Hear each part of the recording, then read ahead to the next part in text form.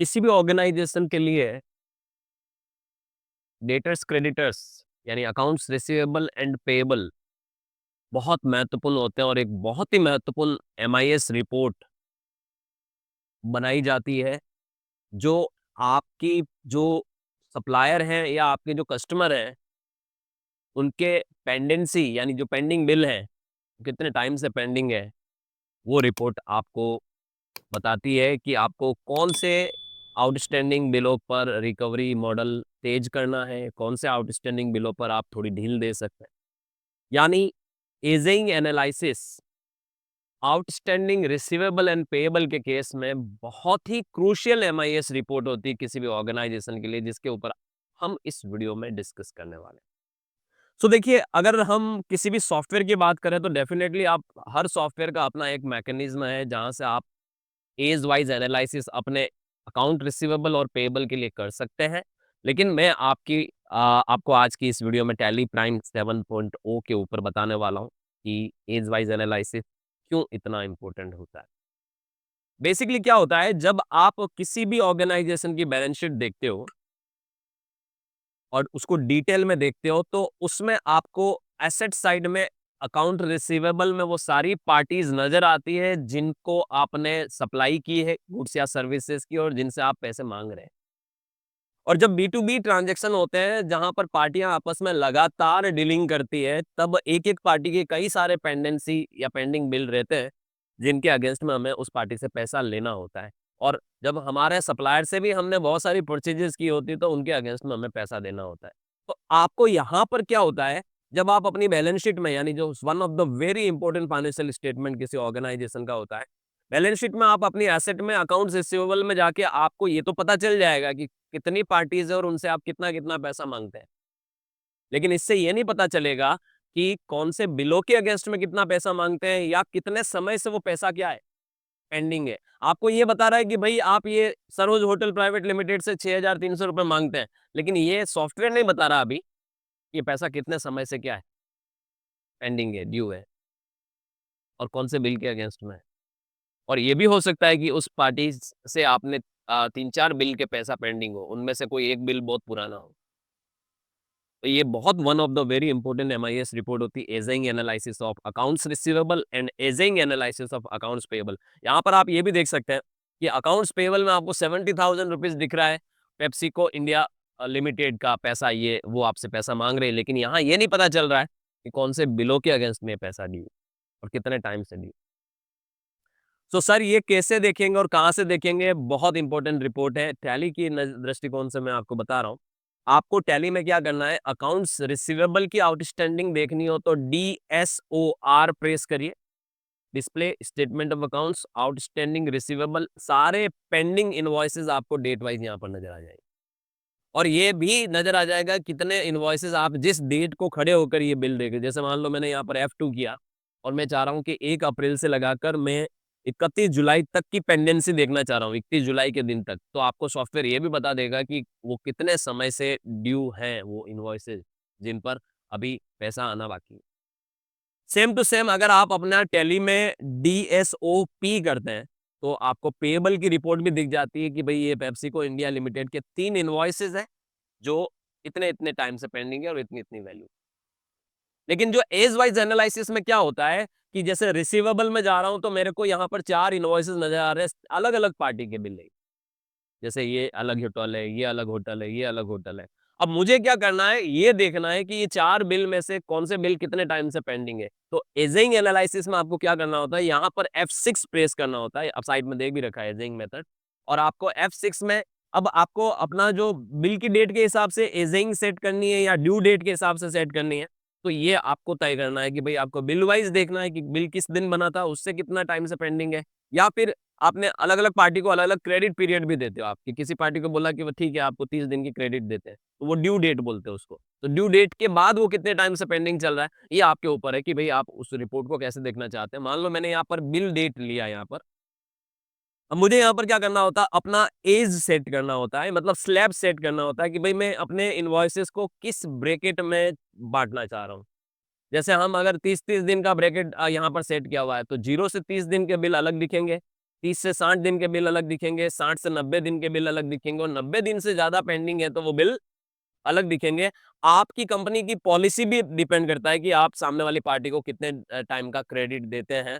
तो आपने अपना इनवॉइस को आपके रिकवरी मॉडल में आप कैसे फिट करते हैं कि भई मैं पहले 3 महीने के बिल अलग रखना चाहता हूँ, अगले 3 महीने के अलग रखना चाहता हूँ, फिर 3 महीने के अलग और 12 महीने से ऊपर के अलग। तो फिर इस केस में आपको हर 90-90 दिन का एज स्लैब सेट करना होगा। 0 से 90, 90 से 180, 180 से 270 या जो भी है, ठीक है? और 270 से 360 इस तरह से आपको स्लैब बनानी होगी। बेसिकली ये जो स्लैब है ये एक स्टैंडर्ड स्लैब होती है, क्योंकि हम इतना लंबा समय थोड़ी देते हैं किसी को कि भई आज मैं माल बेच रहा हूँ, वो 12 महीने बाद पैसा दे।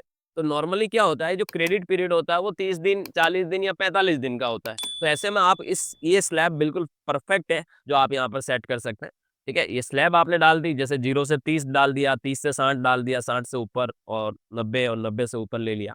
तो आपका यहाँ पर जो रिपोर्ट अभी जनरेट होने वाला है, आप देख सकते हैं ये रिपोर्ट आपका एज वाइज़ जनरेट हो गया। सॉफ्टवेयर ने ऑटोमेटिक ही किया गया। अच्छा इसमें भी आपको मैं बता दूँ कि अब आपको एज वाइज़ किसी पर्टिकुलर डेट पे देखना है। जैसे आज मेरा फरवरी चल रहा है महीना, तो मैं चाहता हूँ कि यार 1 अप्रैल से आज के दिन तक की मुझे ये रिपोर्ट देखनी है, जैसे 6 फरवरी की तक की। तो आप देखिए सॉफ्टवेयर ने ये बता दिया, कि सारे बिल जो 4 बिल पेंडिंग है, चारों के चारों आपके 90 दिन से ऊपर से पेंडिंग है। 90 डेज़ से ज़्यादा समय से क्या है? पेंडिंग है। याद रखिएगा। यानी इतना लंबा समय हो चुका है, ये 90 डेज़ से ऊपर है, यानी आपको अब इसकी रिकवरी थोड़ी फ़ास्ट करने की ज़रूरत है। और अगर आप आस-पास की डेट जैसे डालते हैं, मान लो कि भई मैं मान लो देखना चाहता हूँ कि 30 जून तक या 31 जुलाई तक मेरी पेंडेंसी की लिस्ट बनाओ, तो सॉफ्टवेयर बताएगा कि भई 3 बिल तो आपके 90 दिन से ऊपर है उस दिन तक भी और 1 बिल आपका 30 से 60 दिन के बीच का है। तो इससे हमें ये पता चल जाता है, देखिए यहाँ पर तो 3-4 एंट्रियाँ ही हैं।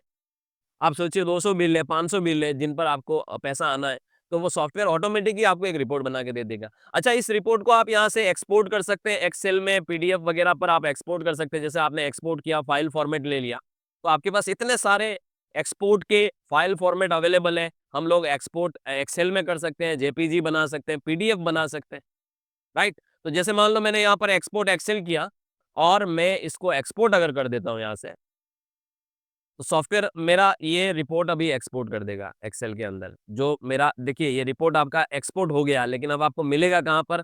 जो आपकी फ़ाइल की लोकेशन होगी। जैसे ये देखिए टेली प्राइम सी ड्राइव में टेली प्राइम में 9 फ़ोल्डर में आपको ये फ़ाइल चली गई होगी। तो आपको यहाँ पर जैसे अपना वो पर्टिकुलर ड्राइव ओपन करना है। जैसे देखिए मैं यहाँ से मेरा ड्राइव ओपन करता हूँ। अ, ये मेरा सी ड्राइव हो गया, ये प्रोग्राम फाइल्स हो गया, इसमें टेली प्राइम 9 फ़ोल्डर हो गया, इसमें मेरी वो फाइल आ गई होगी, ये देखिए ये वो बिल्स करके एक्सेल की फाइल है, इस पे आप ओपन करिए, तो आपको वो सारी जो एजिंग एनालिसिस जो एज वाइज़ सॉफ्टवेयर ने जो आपको यहाँ पर देखिए छाँट के दिए हैं, ये इस तरह से आपकी पूरी रिपोर्ट बन जाएगी। ये सारे इनवॉइसेज़ नज़र आएँगे आपको, ये इतने टाइम से पेंडिंग है, ये पूरी एज वाइज़ आपको पूरी की पूरी यहाँ पर निकल कर आ गई कि ये रिपोर्ट बन गई। ये पेंडिंग बिल है, ये 30 से 60 दिन का, ये 90 दिन से ऊपर के पेंडिंग बिल। ये one of the very crucial MIS report होती है, जो किसी ऑर्गेनाइज़ेशन को बहुत ज़्यादा यूज़फुल होती है, रिकवरी मॉडल सेट करने में या फिर अपना पेमेंट पैटर्न सेट करने में कि उनको प अकाउंट पेएबल को कितने कौन से पेएबल को जल्दी पे करना है। अच्छा, इसमें क्या होता है ना, जब बिज़नेसेस आपस में डील करते हैं, तो वो क्रेडिट ज़रूर देते हैं, लेकिन क्रेडिट के साथ एक कॉन्सेप्ट और ऐड हो जाता है, वो होता है इंटरेस्ट का। तो सामने वाले ने आपको बोला कि 30 दिन में पेमेंट दे देना आप। तब तक मैं कोई इंटरेस्ट नहीं लूँगा। 30 दिन के बाद मैं आपसे 10% इंटरेस्ट लूँगा। तो उस केस में हमें ये भी बताना है कि हमें जितना पुराना बिल है उसको पहले निपटाना है। नहीं तो उसका मीटर तो हमारा बढ़ता ही जाएगा। तो उस केस में आप उस केस में भी ये रिपोर्ट आपके बहुत काम आएगी कि भई आपको किनको पहले निपटाना है और कितना जल्दी निपटाना है। क्योंकि ज़्यादा ड्यू रहेगा तो ज़्यादा ब्याज आपको चुकाना पड़ जाएगा। So one of the very important report aging analysis of accounts receivable and aging analysis of accounts payable, right? अच्छा इसमें जैसे ये मैंने यहाँ पर एक्सपोर्ट का बोला आपको, इसको आप यहाँ से प्रिंट भी कर सकते हैं, ठीक है? अगर प्रिंटर है तो आप प्रिंट निकाल के जैसे बॉस ने आपसे रिपोर्ट माँगी या आपके सीनियर ने आपसे रिपोर्ट माँगी तो आप यहाँ से निकाल के दे सकते हैं। सो ये तरीका है जहाँ पर आप अपने अकाउंट्स रिसीवेबल और पेएबल की रिपोर्ट्स बना सकते हैं। लेकिन ये तरीका आप कब यूज़ कर पाएँगे? जब आपने अपना जब टैली बनाया होगा और टैली जब मतलब अपनी कंपनी बनाई होगी और कंपनी बनाने के बाद जब आपने F11 सेटिंग्स होती है, आपको पता हो तो टैली प्राइम में जब आप अपनी कंपनी क्रिएट करते हो तो इमीडिएट इफेक्ट से ये सेटिंग्स आपके सामने खुलती है। अगर आपने इसमें सेकंड नंबर का ऑप्शन यस रखा हो, इनेबल बिल वाइज़ एंट्री, अगर ये यस रखा होगा तो ही वो रिपोर्ट वहाँ नज़र आएगी। अगर ये यस नहीं रखा है तो वो रिपोर्ट वहाँ पे बननी नहीं है, यानी फिर आपकी अकाउंटिंग बिलवाई जाएगी नहीं, ठीक है? आप नॉर्मल तरीके से सिर्फ़ डेटा एंट्री के रूप में अकाउंटिंग करेंगे उस केस में। तो ये इम्पोर्टेंट है कि अगर आपको बिलिंग और उनकी आउटस्टैंडिंग का रिकॉर्ड रखना है, जो कि अब जीएसटी के दृष्टिकोण से भी इम्पोर्टेंट हो गया, क्योंकि जीएसटी में भी अगर सप्लायर को आप 180 डे में पे नहीं करते हैं, तो आपको अपनी आईटीसी रिवर्स करनी होती है। तो बहुत सारे नियम ऐसे हैं, जहाँ पर आपको डेट्स का ध्यान रखना बहुत ज़रूरी है, लेन-देन की डेट्स का। तो ये बिल वाइज़ एंट्री आपको ये ऑप्शन यस रखना होता है।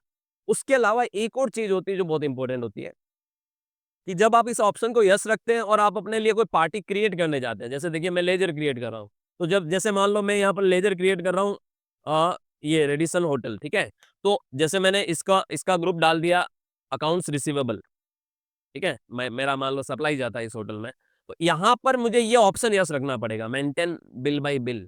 अगर मैंने इसको यस नहीं रखा तब भी वो रिपोर्ट में वहाँ पर नज़र नहीं आने वाला है।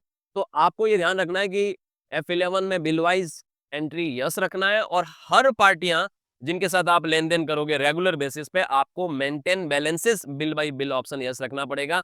अगर आप चाहें तो किसी पार्टी के साथ क्रेडिट पीरियड सेट कर सकते हैं, ताकि सॉफ्टवेयर उस पीरियड को ध्यान में रखते हुए ही वो उस एजिंग एनालिसिस में दिखाए वहाँ पर, ठीक है? तो ये कोर कॉन्सेप्ट है ageing analysis, age slab for the account receivable and payable under Tally. Almost सारे सॉफ्टवेयर ने ये फैसिलिटी दी हुई है और ये one of the very important MIS report होती है, जो एक अकाउंटेंट को डे टू डे बेसिस पर या मंथली बेसिस पर या अपने सीनियर या अपने बॉसेस के मांगने पर ये रिपोर्ट बना के देनी होती है। Alright, so thank you so much. बने रहिए चैनल के साथ और सब्सक्राइब करना ना भूलें कॉमर्स हब उदयपुर को।